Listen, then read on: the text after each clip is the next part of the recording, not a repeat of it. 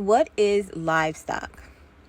Livestock are the domesticated animals that are raised in an agricultural setting to provide labor and produce diversified products for consumption, such as meat, eggs, milk, fur, leather, and wool.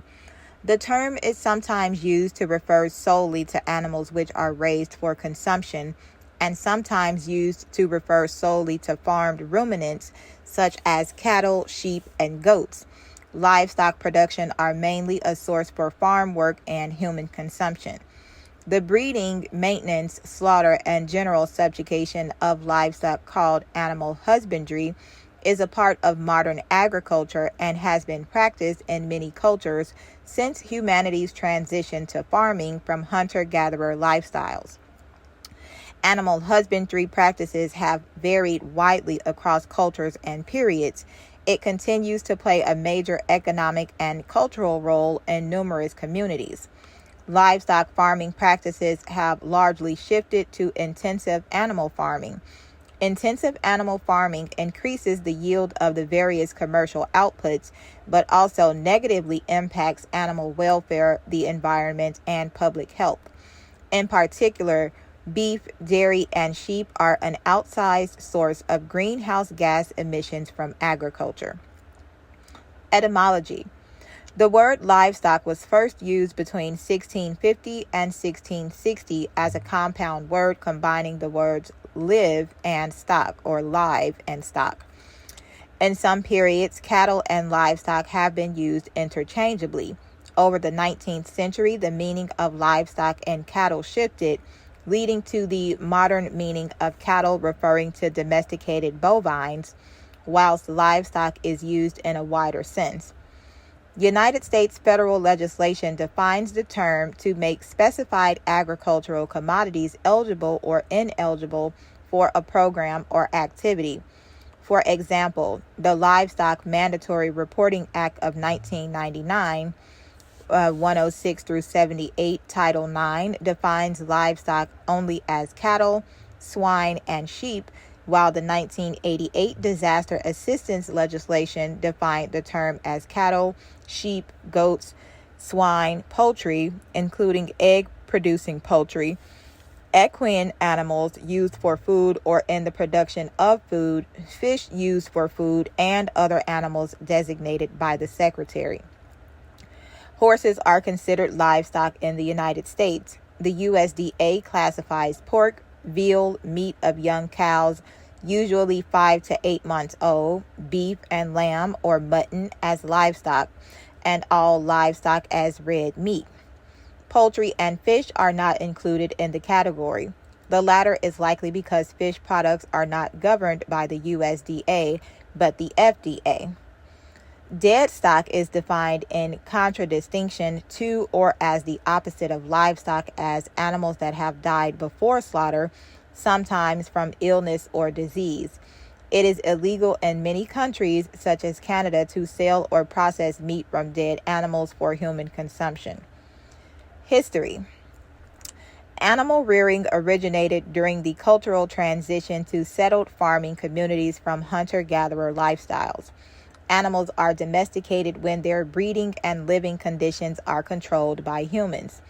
Over time, the collective behavior, life cycle, and physiology of livestock have changed radically. Many modern farmed animals are unsuited to life in the natural world. Dogs were domesticated early. Dogs appear in Europe and the Far East from about 15,000 years ago.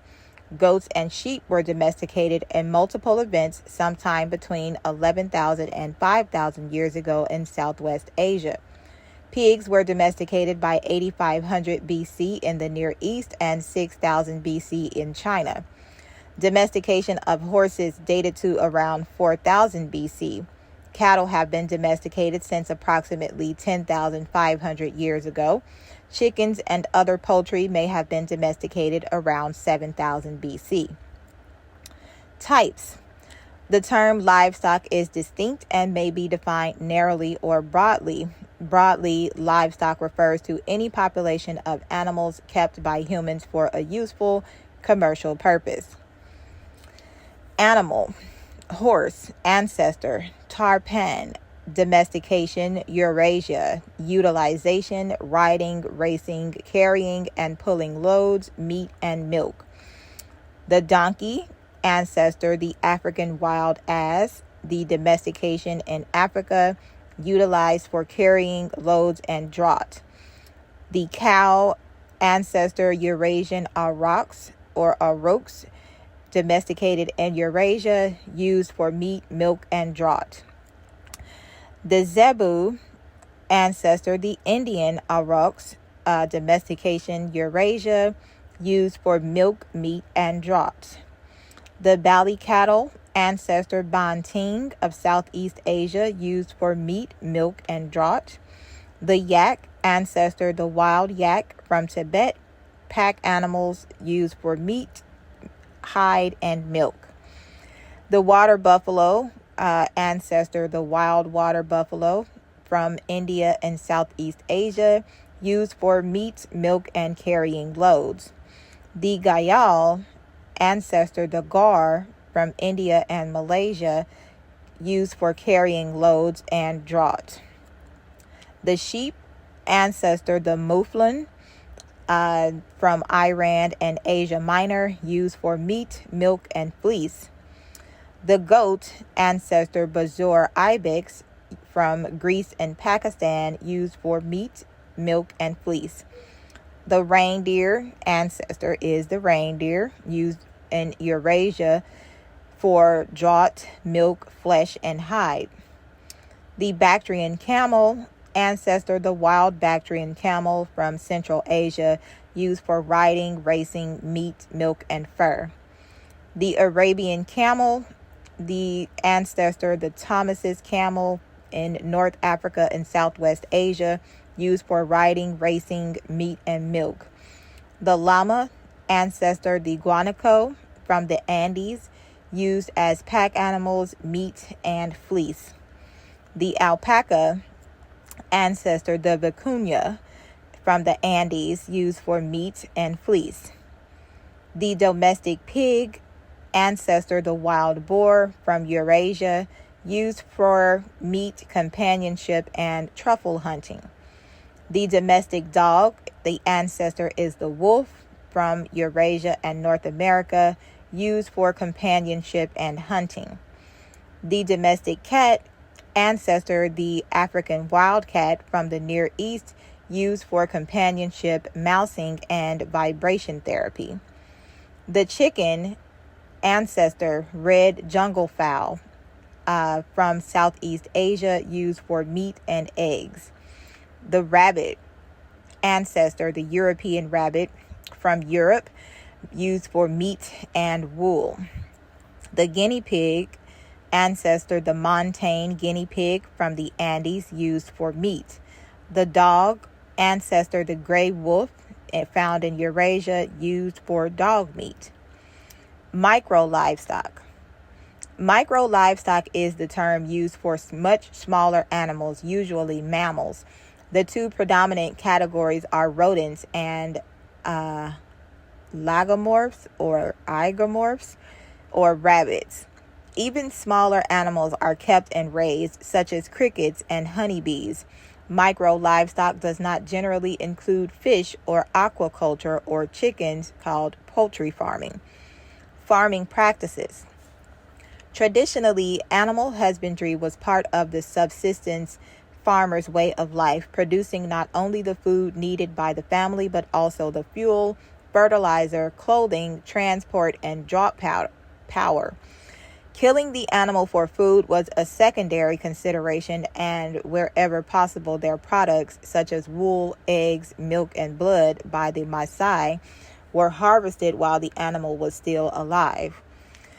In the traditional system of transhumance, humans and livestock moved seasonally between fixed summer and winter pastures.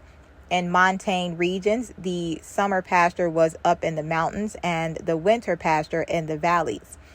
Animals can be kept extensively or intensively. Extensive systems involve animals roaming at will or under the supervision of a herdsman, often for their protection from predators. Ranching in the western United States involves large herds of cattle grazing widely over public and private lands. Similar cattle stations are found in South America, Australia, and other places with large areas of land and low rainfall. Ranching systems have been used for sheep, deer, ostrich, emu, llama, and alpaca. In the uplands of the United Kingdom, sheep are turned out on the fells in spring and graze the abundant mountain grasses untended, being brought to lower altitudes later in the year, with supplementary feeding being provided in winter. In rural locations, pigs and poultry can obtain much of their nutrition from scavenging, and in African communities, hens may live for months without being fed and still produce 1 or 2 eggs a week. At the other extreme, in the more western parts of the world, animals are often intensively managed. Dairy cows may be kept in zero grazing conditions with all their forage brought to them. Beef cattle may be kept in high-density feedlots. Pigs may be housed in climate-controlled buildings and never go outdoors. Poultry may be reared in barns and kept in cages as laying birds under lighting-controlled conditions. In between these two extremes are semi-intensive, often family-run farms where livestock graze outside for much of the year. Silage or hay is made to cover the times of year when the grass stops growing, and fertilizer, feed, and other inputs are brought onto the farm from outside. Predation. Livestock farmers have often dealt with natural world animals, predation, and theft by rustlers. In North America, animals such as gray wolves, grizzly bears, cougars, and coyotes are sometimes considered a threat to livestock. In Eurasia and Africa, predators include wolves, leopards, tigers, lions, dholes or dholes, Asiatic black bears, crocodiles, spotted hyenas, and other carnivores. In South America, feral dogs, jaguars, anacondas, and spectacled bears are threats to livestock. In Australia, dingoes, foxes, and wedge-tailed eagles are common predators, with an additional threat from domestic dogs who may kill in response to a hunting instinct, leaving the carcass uneaten. Disease.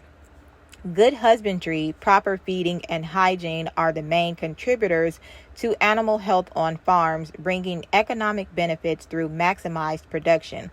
When, despite these precautions, animals still become sick, they are treated with veterinary medicines by the farmer and the veterinarian. In the European Union, when farmers treat the animals, they are required to follow the guidelines for treatment and to record the treatments given. Animals are susceptible to a number of diseases and conditions that may affect their health. Some, like classical swine fever and scrapie, are specific to one population of animals, while others, like foot and mouth disease, affect all cloven-hooved animals. Where the condition is serious, governments impose regulations on import and export, on the movement of livestock, quarantine restrictions, and the reporting of suspected cases. Vaccines are available against certain diseases, and antibiotics are widely used where appropriate.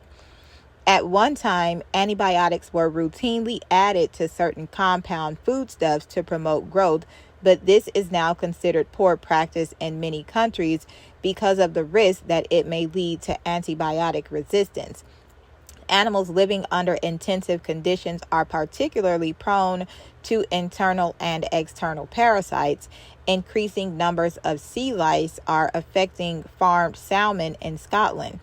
Reducing the parasite burdens of livestock results in increased productivity and profitability.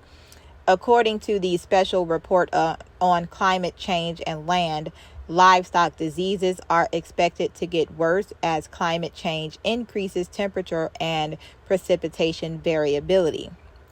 Transportation and marketing.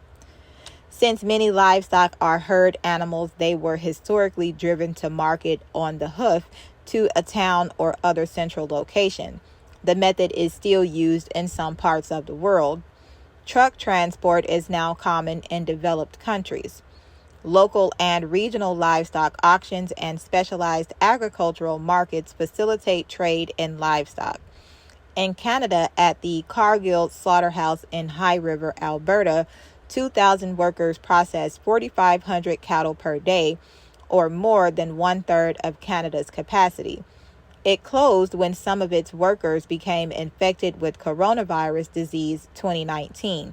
The Cargill plant, together with the JBS plant in Brooks, Alberta, and the Harmony Beef plant in Balzac, Alberta, represent fully 3/4 of the Canadian beef supply.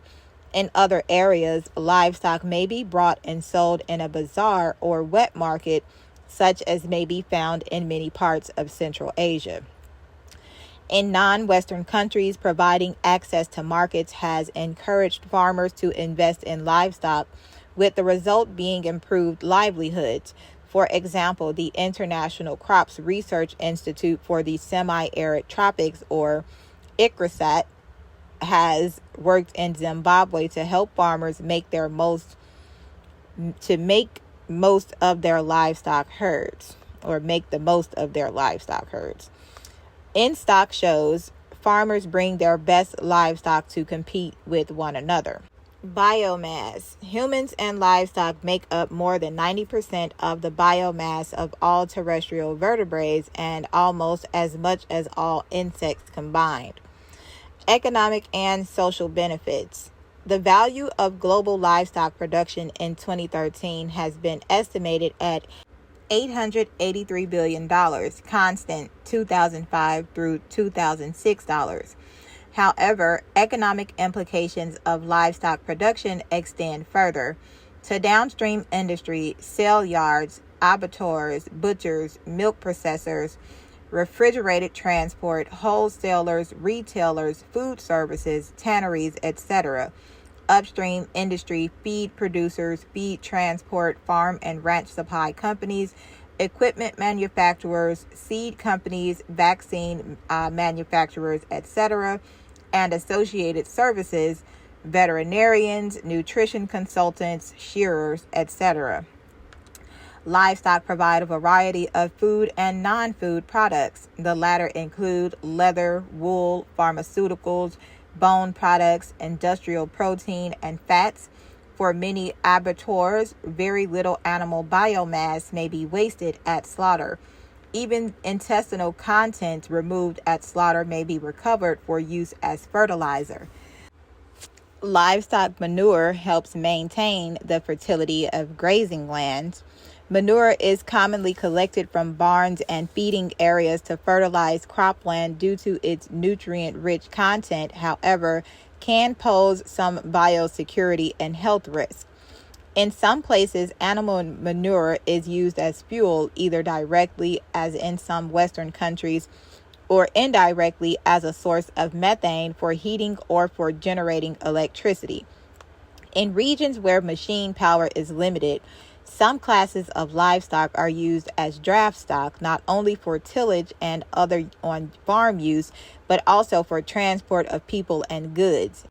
In 1997, livestock provided energy for between an estimated 25 and 64% of cultivation energy in the world's irrigated systems, and that 300 million draft animals were used globally in small-scale agriculture. Although livestock production serves as a source of income, it can provide additional economic values for rural families, often serving as a major contributor to food security and economic security. Livestock can serve as insurance against risk and is an economic buffer of income and food supply in some regions and some economies, like during some African droughts. However, its use as a buffer may sometimes be limited where alternatives are present, which may reflect strategic maintenance of insurance in addition to desire to retain productive assets. Even for some farmers in Western nations, livestock can serve as a kind of insurance.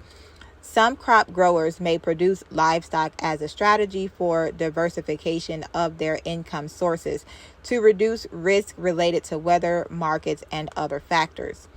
Many studies have found evidence of the social as well as economic importance of livestock in non-Western countries and in regions of rural poverty, and such evidence is not confined to pastoral and nomadic societies. Social values in developed countries can also be considerable. For example, in a study of livestock ranching permitted on national forest land in New Mexico, U.S., it was concluded that ranching maintains traditional values and connects families to ancestral lands and cultural heritage, and that a sense of place, attachment to land, and the value of preserving open space were common themes. The importance of land and animals as means of maintaining culture and way of life figured repeatedly in permittee responses, as did the subjects of responsibility and respect for land, animals, family, and community. In the U.S., profit tends to rank low among motivations for involvement in livestock ranching. Instead, family tradition and a desired way of life tend to be major motivators for ranch purchase, and ranchers historically have been willing to accept low returns from livestock production. Environmental impact. Animal husbandry has a significant impact on the world environment. It is responsible for somewhere between 20 and 33% of the freshwater usage in the world, and livestock and the production of feed for them occupy about a third of Earth's ice-free land. Livestock production is a contributing factor in species extinction, desertification, and habitat destruction. Meat is considered one of the prime factors contributing to the current sixth mass extinction. Animal agriculture contributes to species extinction in various ways. Habitat is destroyed by clearing forest and converting land to grow feed crops and for animal grazing. For example, animal husbandry is responsible for up to 91% of the deforestation in the Amazon region, while predators and herbivores are frequently targeted and hunted because of a perceived threat to livestock profits. The newest report released by the Intergovernmental Panel on Climate Change, IPCC, states that between the 1970s and 2000s, agricultural emission increases were directly linked to an increase in livestock.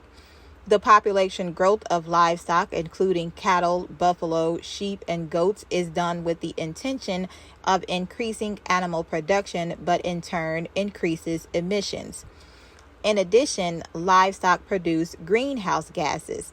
The IPCC has estimated that agriculture, including not only livestock but also food crop, biofuel, and other production, accounted for about 10 to 12% of global anthropogenic greenhouse gas emissions, expressed as 100-year carbon dioxide equivalents in 2005 and in 2010. Cattle produce some 79 million tons of methane per day. Live wet stock enteric methane account 30% of the overall methane emissions of the planet. Livestock are responsible for 34% of all human-related emissions of nitrous oxide through feed production and manure. Best production practices are estimated to be able to reduce livestock emissions by 30%. Impacts of climate change. There are numerous interlinked effects of climate change on livestock rearing. This activity is both heavily affected by and a substantial driver of anthropogenic climate change due to its greenhouse gas emissions. As of 2011, some 400 million people relied on livestock in some way to secure their livelihood. The commercial value of this sector is estimated as close to $1 trillion. As an outright end to human consumption of meat and or animal products is not currently considered a realistic goal, any comprehensive adaptation to effects of climate change must also consider livestock. The observed adverse impacts on livestock production include increased heat stress in all but the coldest nations. This causes both mass animal mortality during heat waves and the sublethal impacts such as lower quantity of products like milk, greater vulnerability to conditions like lameness, or even impaired reproduction. Another impact concerns reduced quantity or quality of animal feed, whether due to drought or as a secondary impact of CO2 fertilization effect. Difficulties with growing feed could reduce worldwide livestock head counts by 7 to 10% by mid-century. Animal parasites and vector-borne diseases are also spreading further than they had before, and the data indicating this is frequently or of superior quality to one used to estimate impacts on the spread of human pathogens. While some areas which currently support livestock animals are expected to avoid extreme heat stress, even with high warming at the end of the century, others may stop being suitable as early as mid-century. In general, sub-Saharan Africa is considered to be the most vulnerable region to food security shocks caused by the impacts of climate change on their livestock, as over 180 million people across those nations are expected to see significant declines in suitability of their rangelands around mid-century. On the other hand, Japan, the United States, and nations in Europe are considered the least vulnerable. This is as much a product of pre-existing differences in Human Development Index and other measures of national resilience and widely varying importance of pastoralism to the national diet as it is an outcome of direct impacts of climate on each country. Proposed adaptations to climate change in livestock production include improved cooling at animal shelters and changes to animal feed, though they are often costly or have only limited effects. At the same time, livestock produces the majority of greenhouse gas emissions from agriculture and demands around 30% of agricultural freshwater needs, while only supplying 18% of the global calorie intake. Animal-derived food plays a larger role in meeting human protein needs, yet is still a minority of supply at 39%. With crops providing the rest. Consequently, plans for limiting global warming to lower levels like 1.5 degrees Celsius, 2.7 degrees Fahrenheit, or 2 degrees Celsius, or 3.6 degrees Fahrenheit, assume animal-derived food will play a lower role in the global diets relative to now. As such, net zero transition plans now involve limits on total livestock head counts, including reductions of already disproportionately large stocks in countries like Ireland, and there have been calls for phasing out subsidies currently offered to livestock farmers in many places worldwide. Animal ethics. Animal ethics is a branch of ethics that examines human-animal relationships and the moral consideration of non-animals. Debates within the field address the moral implications of using animals for human consumption and the responsibilities humans have toward livestock. It is estimated that worldwide 74% of livestock are raised in factory farms, characterized by densely confined animals. Consumers are typically against intensive livestock farming when surveyed. A majority are unaware of routine controversial practices such as brake trimming, separation of calves from their mothers, and gas chamber slaughter.